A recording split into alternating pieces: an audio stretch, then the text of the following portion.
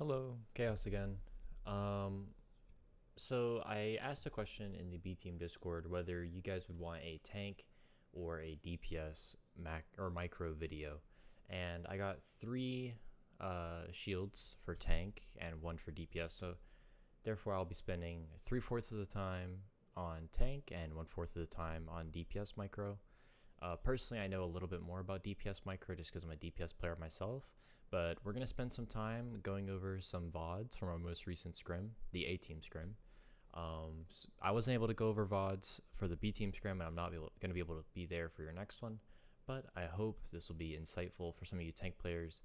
I will be mainly focusing on main tank though, less off tank, and in the DPS I'll be focusing on the Reaper, just because I have a little bit more knowledge when it comes to that. So let's hop into the game. Alright, let me put it in windowed mode. Put it on borderless windowed. Alright. So before I go over anything,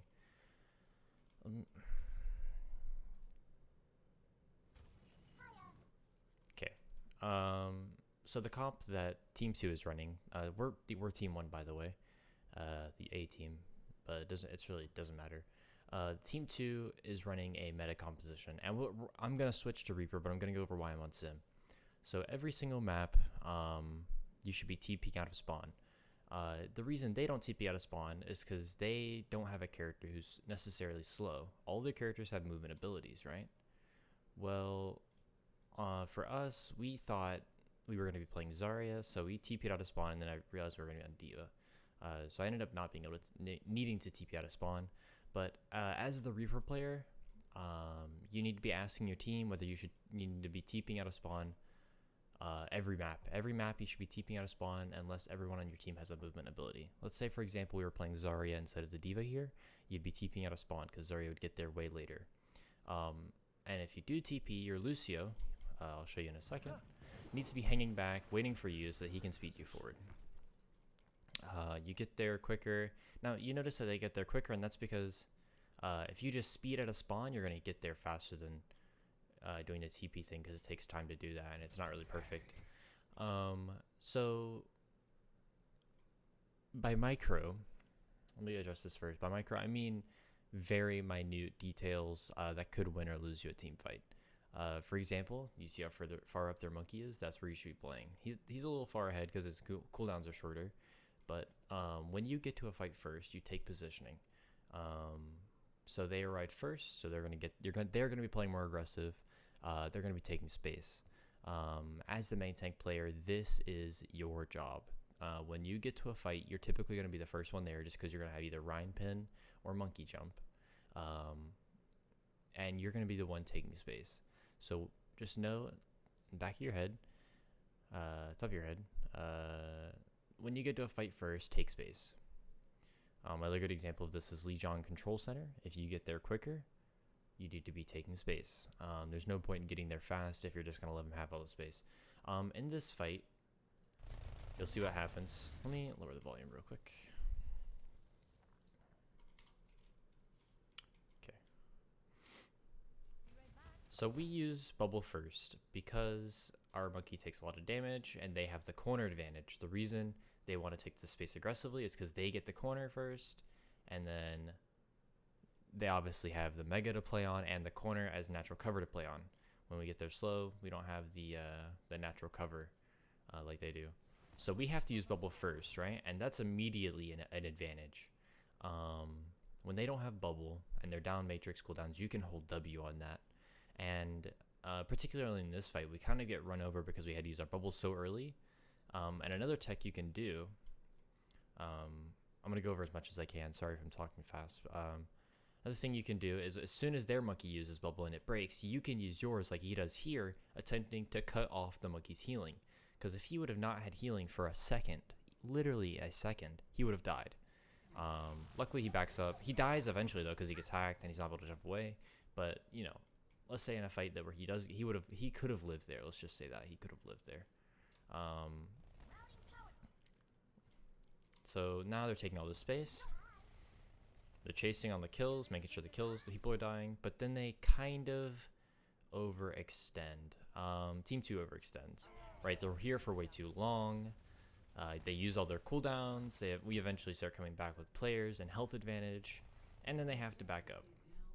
In this situation, once you win the fight so convincingly, you kill the monkey. Honestly, I think you rotate point here. I think just giving up and rotating this way to point is what you do. Because if you overextend here, they're eventually going to come back because the spawns are closer and they're just going to win. So what I would have done here is captured point and then taken the fight close. But instead, they stay for too long. They don't have any cooldowns. We come back with health advantage. We get a pick on the monkey. And then we get a kill on the Reaper. And what's funny is we do the exact same thing. So you'll notice, this is me. I'm the Reaper. I feed a little bit. So I'm holding W because I think we're holding W, right? The call is to hold W and to go forward. Well, we're back here, dealing with the Lucio. Instead of walking forward, our team gets split. I get hacked. I die. Our Lucio's going to die here. I think he dies. And now they're doing the exact same thing that we just did to them. The fight's really long. It's really chaotic. No one's capped. We're starting to cap now, but once you've won the fight, there's no need to overcommit, I guess is the lesson from that fight right there.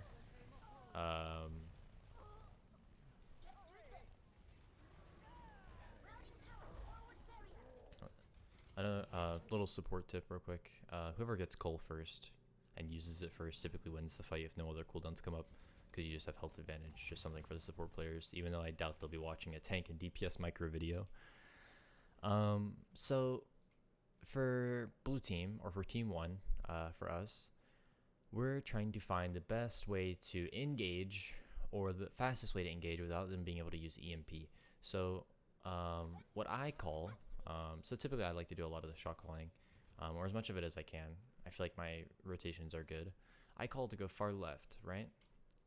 And the reason I call to go far left, and I'm going over this because this is something that tanks do, typically is called rotations. The reason I say to go far left is because what we can do is we can go and we can either drop here through point and fight on mega, or go through here and have the mega, or if they have to rotate through here, we can take a fight here. Because if you just go through the choke here, they're just going to EMP and rush you. But if you go the long way, it gets time for you to get positioning and for them to set up while they're waiting for their Sombra. The Sombra EMPs, but doesn't catch our D.Va, and it shouldn't have caught me, I don't think. Oh yeah, never mind. Oh, it was over here. It was a bad EMP from us, and they used Blossom. But in the end, they used Blossom, they used the EMP. I would say, that was a pretty good fight from us. When they have EMP, the best thing you can do is take an engagement early and try to win the fight before they can use it, or use ults before they do, and just try to win. And if they use EMP, I would consider that a decent fight. The next fight, we know that they don't have EMP, so we can take a head-on fight because we have ult advantage. They have beat, but so do we. So we take a head-on fight here. We throw a D.Va bomb, and the call is to break bubble. As a tank player, as a D.Va player, statics, when you throw D.Va bomb, 1, you should be calling that you're throwing D.Va bomb, and 2, it's important to call to break bubble. Like if they have a bubble or if they have shield, it's important to call, hey, break bubble, break bubble. It doesn't get a pick, but if someone were standing right here where I am, then they would have died. Now, once again, we're playing super split, and I ult because I think we're going forward, and I die because I'm basically feeding. The way you could fix this is call for a regroup. Let me go back. So right here, we're in the D.Va bomb. Our monkey overextends. The monkey's gonna die. And then we're all grouped in this room. And then I walk forward and blossom by myself. Oh, I did not mean to do that. Now here, if I would have called as a DPS, as a Reaper specifically, you need to always be calling your blossoms, because then your D.Va or your Zarya can bubble / matrix you. We use beat, we have health pool advantage, we go forward. They use beat, but then I'm overextended, so now they have player advantage again, and they're gonna hold the W into us here, I think. No, we use Cole, so they don't. Okay. So the one thing you can gain from that fight is to stay together. You're playing a brawl comp, not a dive comp or a poke comp. So play together, play for your ultimates, and play off your win conditions.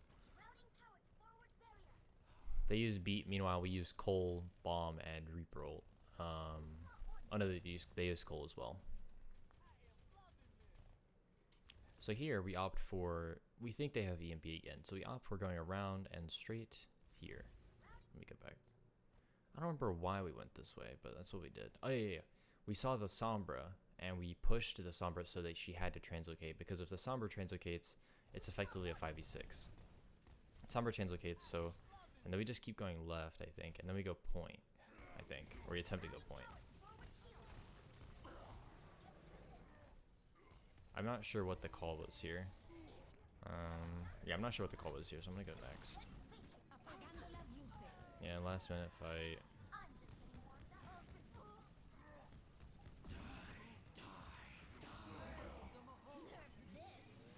Alright, now that I've gone over some very general macro stuff, I want to go back and watch the players one by one, tanks and DPS, to see what they could have done better and to hopefully help fix you guys' gameplay. Maybe show you some tips and tricks that Burns and Pongo are doing on tank, and me and Bobby or Killua is doing on DPS. So first of all, I'm going to watch this fight from Pongo's perspective. So he walks up here, but he doesn't have a corner to play on, so he's immediately the disadvantage. And he has to use bubble early, he's backing up, and then he gets hacked, and he dies basically immediately. The way you could prevent this is, instead of standing here, you can either stand here. Yes, you might get booped off, but you have movement cooldowns, or you have to give them the corner and you have to play here. Just a little positioning thing. Now I'm going to watch that fight from Burns' perspective.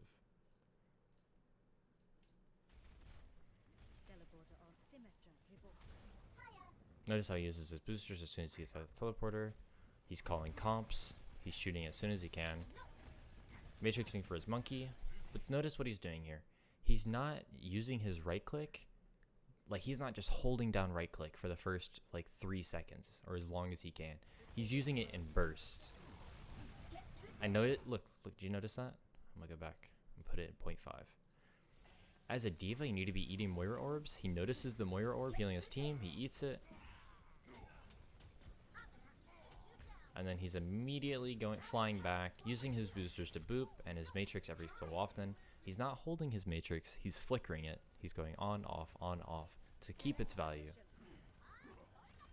He goes for the boop on the Reaper here, but of course he gets hacked. As a diva, it's important to be peeling for your team, not just with your matrix, but with your damage. So he sees me on the far side, fighting the Reaper, and he immediately goes to help me. That honestly probably won us this little engagement here. Notice how I'm walking forward, he's just right matrixing me.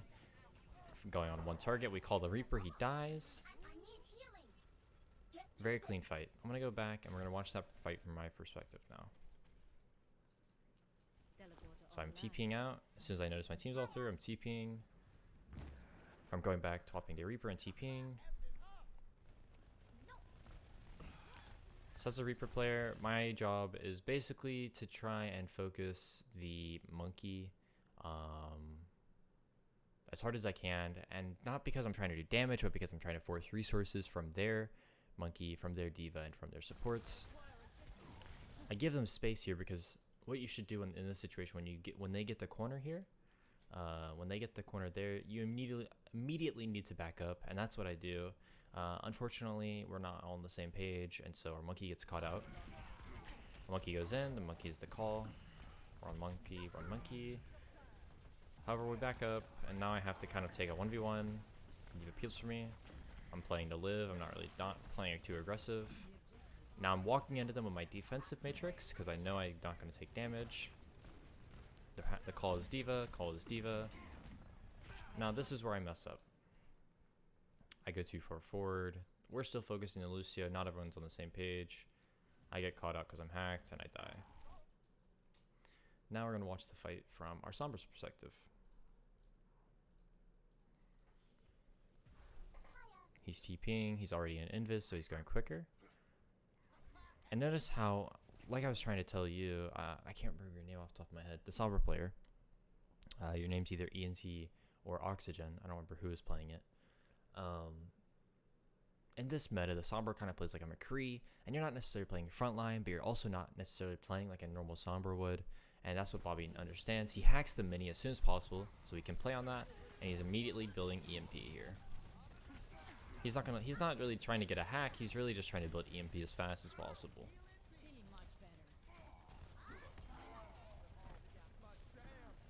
He's playing super safe, playing passive, not literally trying to look for kills, but trying to build his EMP. He's looking for a hack on the D.Va, which is really important because she's doing a lot right now. D.Va gets demeched. Gets a hack on the Lucio. I don't think, yeah, the Lucio dies.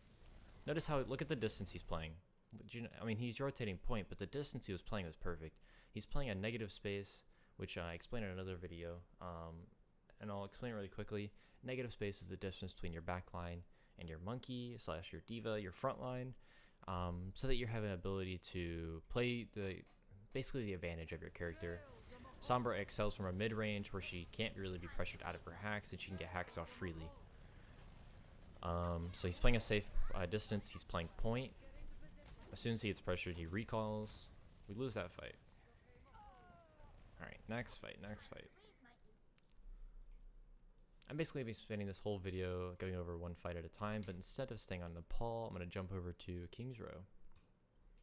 Just try to go over as many maps, as many fights as possible, without doing the same thing over and over again. Alright. So I'm going to go over some general macro, and then I'm going to go over some micro and watch the POVs like I did before.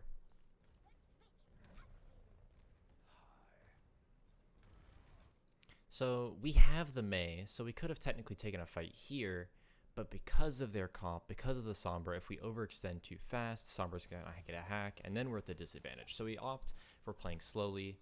I currently don't like really the positioning from Pongo, but I mean, it's kind of whatever because they haven't really pushed yet.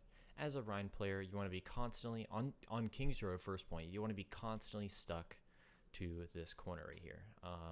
This corner right here. You want to be constantly, as a Rein, on a pivot on this like little line here, I guess you could say. You never want to leave that, because for you that's kind of closed space. You're always swinging on people. You're never out in the open on point, just swinging at nothing. They get a hack on the Zarya, so they're going to take space. And the call was to get out, but I didn't hear it, so I'm here thinking we were fighting at Pillar, because before the fight started, I said we have Mei, so we have the advantage when fighting at Pillar. But we don't, because I'm overextending and I have to Wraith out. So they notice I don't have Wraith anymore, and they have the cooldown advantage because they had to use cooldowns to heal me, so they hold W. Notice how he's constantly playing the corner, letting his shield regen. The Mei leaves the corner, but that's just because she's looking for a wall. Even though we get the wall, we have to play kind of passive because they have resources, and our Rein just kind of walks in, disconnected from the corner, and because he's out in the middle of nowhere, he just dies. This fight's already over. Really, it's just a stagger. So I'm going to go back and watch that from everyone's perspective. And on this map, I'll probably go over a few fights.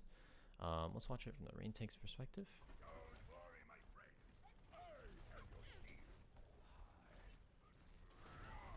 Notice how he's using his Fire Strike as often and as quickly as possible, trying to build that Shatter.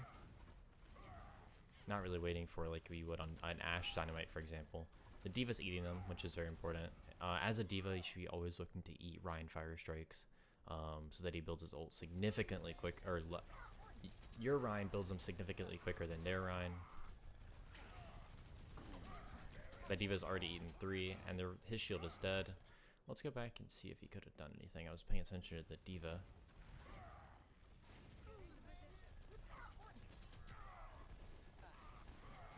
So here he's shielding me out, playing the corner still, flashing his shield so that it lasts a little bit longer. And then he engages on the wall thinking we can go, but he doesn't know that he's out in his open by himself and he dies. Just a slight misplay. Slowly out of position there. Now let's watch the fight from Burns' perspective. I'm not going to spend that much time on this fight, really just because it was a minor misplay from us. We were out of position a little bit. Go on a wall, wasn't really called, it's whatever. Notice how he's constantly spamming right clicks, building his ult as fast as he can. He still has his bubble. Notice how he did not use his bubble. He used it here to try to build charge, because he notices they're spamming. But he doesn't use his the bubble to transfer it to the Rein or his personal yet. He's hacked, but in this position, you don't want to be using personal or your other thing here, because in this comp, it's important to be peeling for your front line only. Well, peeling with your bubbles only when necessary, not really for charge. As a Zarya, you can carry a fight, but only if you're alive. So if you're wasting bubbles, people are going to die. He's still playing the corner. He doesn't get the bubble off on Rein in time, but then he bubbles me, gets the charge. He's playing the corner, beaming the Rein on an off angle. So what he's doing here is he knows that they're going to be pushing me because I'm in buff by myself. Oh, I don't like that noise. And so he takes an off angle in the choke here with the rest of his team and is beaming the Rein. Let's watch that fight from the Mei's perspective. This is going to be the last one I watch. I'm not going to watch my perspective. I know what was wrong with mine, and I don't think we need to spend any more time on this fight. I don't think there's much micro you can gain from this fight specifically. So he's spending too much time focusing on the Mei here, but that's whatever. Notice how as a Mei player, he's constantly holding right click. He's constantly trying to get his ult. Now, something that's important as a Mei player is knowing when to stop shooting so that you can use your freeze to freeze their Rein. Because if you go into a fight with no ammo, you probably miss an opportunity, or you can miss an opportunity to freeze their Rein. But notice how he only gets down to 80, and then he rotates back because he gets hacked. He's playing super safe, spamming right clicks. Constantly spamming right clicks, even if there's nothing to shoot but a shield.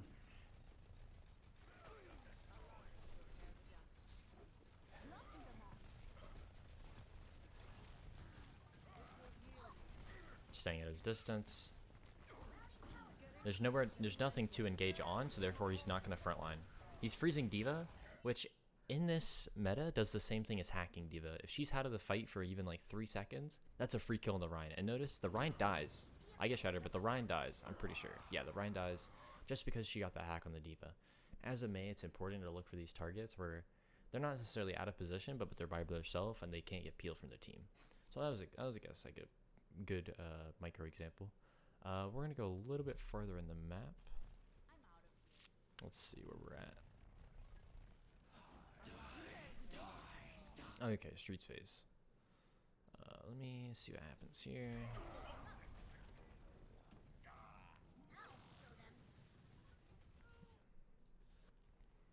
I'd like to go over something where we attack points. Okay, I'll go over third, and then I'll go over third defense, and then second streets phase attack, and then we'll go on to the next map.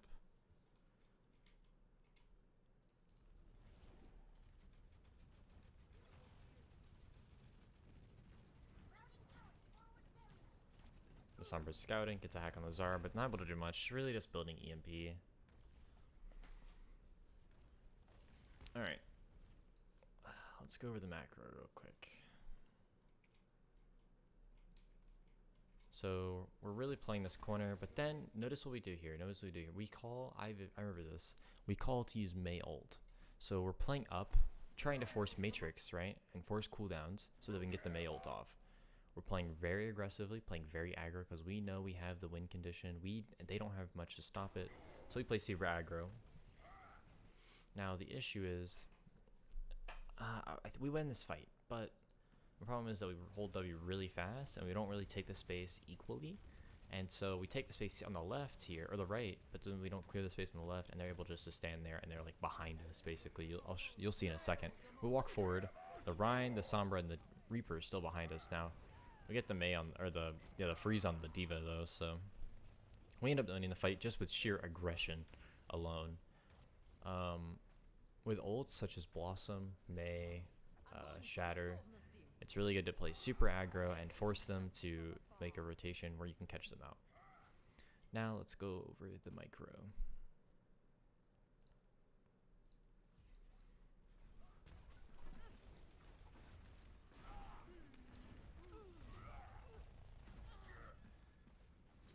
Notice how he's constantly stuck to this corner. He doesn't really peek wide until he knows we're going cart, where he's in swinging distance. He's holding shield, looking for the shatter.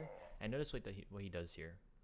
You'll see a lot of really good Rein players do this. As soon as they realize that their Rein is either way too far forward or not playing the corner, he walks past them and shatters. So let me go back and watch that again.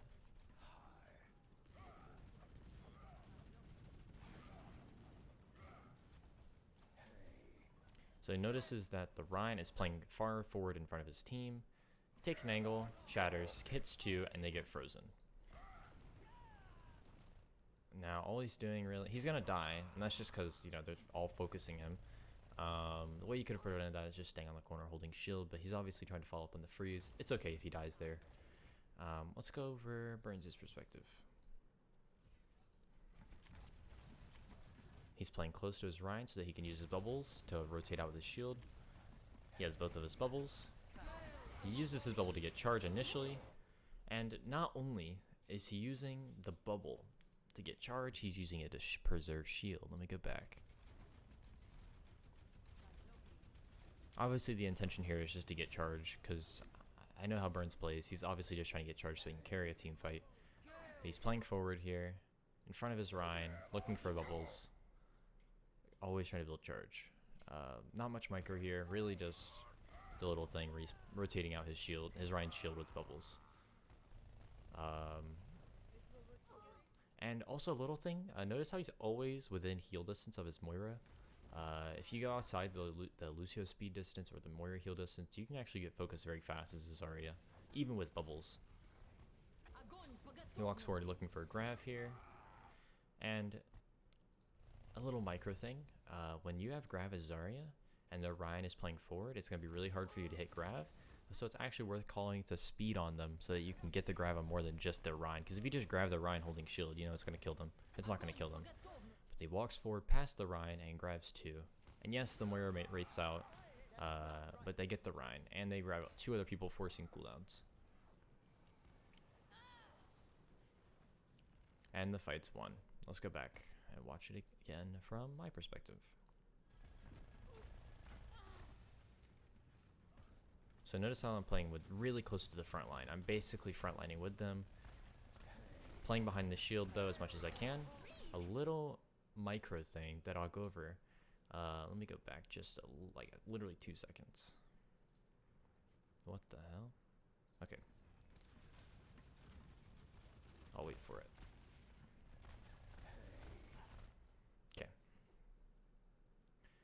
The reason let me go a little bit further forward. Okay. So the reason you play behind shield is obviously to prevent damage, but also to prevent hacks. If you get hacked as a Reaper, you're going to be very easy to kill. But a little thing that I kind of mess up on here is when you're playing that far up with your Rein, it's worth standing 2 feet back, 2 or 3 feet back, so that you're not within swinging distance, but you're within shield breaking and dealing damage distance.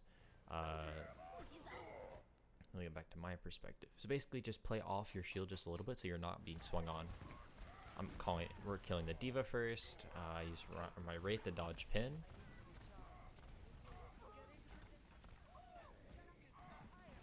Even though I can't shoot anything, I'm shooting something. I'm shooting the Rein shield. Use my Wraith to reset my reload. I don't know if you know. I'm sure you do. Using Wraith resets your ammo counter. So if you have 0 bullets and you use your Wraith, you'll have 8. Alright, let's go back. And from our Mei's perspective. So the fight this, or the call of this fight is to use Mei ult aggressively. So we know that as a team we're going to play super aggro and play for that. Now what's important here is being able to dodge the D.Va matrix.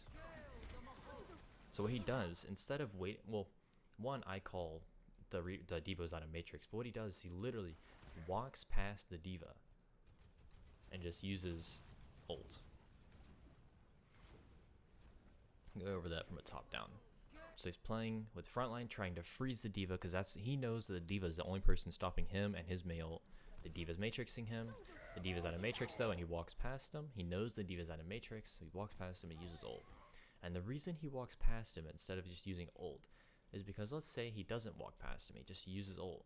Then the ult would be about here, right? And if it's here, they're just gonna walk back. Let's say these two people are out of position. they're just going to walk back and they're not going to be the male. But if it's here, cutting their rotation, somebody's going to get caught by it. And if they don't, they use all their cooldowns and they're probably going to get caught eventually. Freezes the Rein pinning away, walls him off.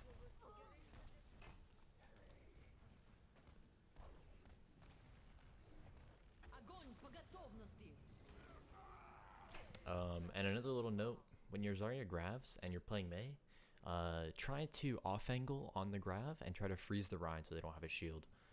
It's very easy to get a lot of kills with a grab that way if you freeze the Rein. So very quick fight, but a lot of little things you can go over. Now let's try to find a fight on Streets phase.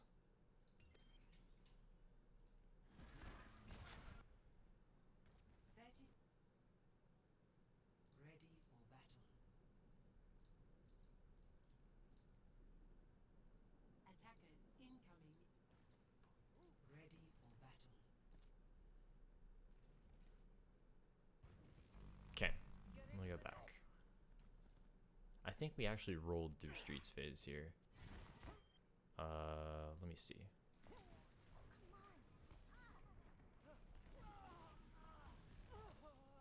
If we roll through Streets phase, then I'll go over a first or third point fight. Notice how we're playing up to take space. Never let them have space for free. The reason I teleport high ground is because I'm basically just standing up here. Really just, you know, kind of holding it in case their Sombra was up there or something. Really just kind of messing around, waiting for them to come in. But what a better thing to do would have been TPing up here, and so their Sombra couldn't just sit there. I called for our Rein to do a shatter there. That's why I was staying there. But he doesn't. All right, I can go over the fight here. All right, so what ults do we have? We have 4 ults. They have none. This should be 100% a one fight, and we should really only have to use 1 ult to do it. But I think we use 2. So our Rein is very aggro. He doesn't know that we're already backed up, so he almost dies here. He gets caught out. Honestly, this team's kind of bad. They should be holding W here, but oh well. The Rein goes for a shatter just out of chance. I don't think that's a good shatter though. The Rein go for the wall. He gets over. It's whatever. Our Zarya gets hacked, so they're gonna aggress on our Rein, and we use the mail. Once again, not on top of them here, but on the rotation here. It's unlucky that they hold W on our Rein, walk past it, but stuff happens. All right, now let's go over what happened. All right.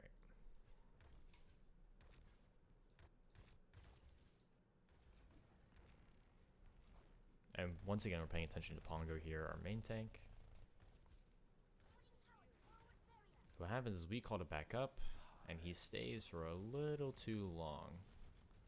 And you'll notice that once again he's swinging on the corner here, so that if you swing on the corner and like you know do the thing where you like swing on the corner right here, but you're not fully exposing yourself, you're taking less damage, but you're still getting the damage off.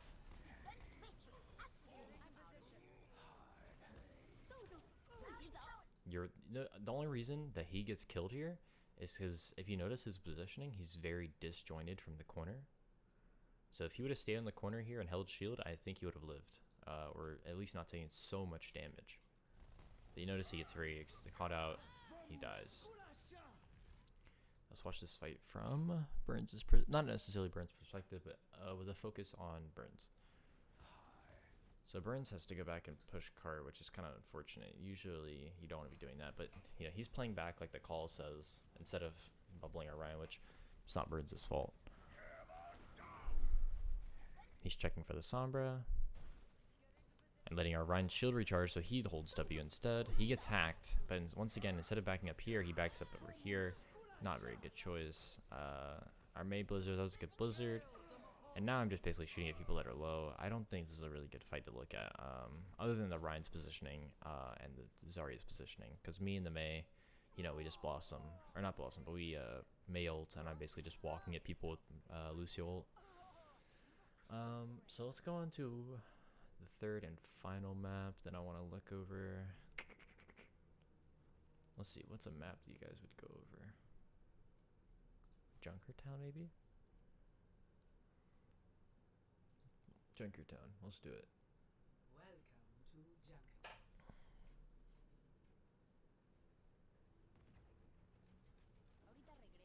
Actually, I don't want to go over Junkertown. Because it's a few topics that I don't want you guys to try to pick up because I don't think, not that you guys aren't ready yet, but it's something that is a little out of our focus right now. So I don't want to spend too much time spent like going over a bunch of stuff at the same time, if that makes sense. Like in scrims, I realized that I was trying to get a lot done way too quickly. And even though you guys received the information well and was, doing what I was asking, I think I was asking too much. I was asking you guys to fix too much at one time. So in the future, I'll be spending more time just looking at one issue at a time, making sure it gets fixed, such as comms. Like I'll go over comms and only really talk about comms and maybe a little bit of positioning, but mainly comms. So yeah, this video is a little bit shorter, but then I also have to do the Busan game and a general overview how to play it. So I hope this is helpful. Once again, this is just like a little micro video, just a few tips and tricks for this current meta. Hopefully it was helpful, like I said, and thanks for watching.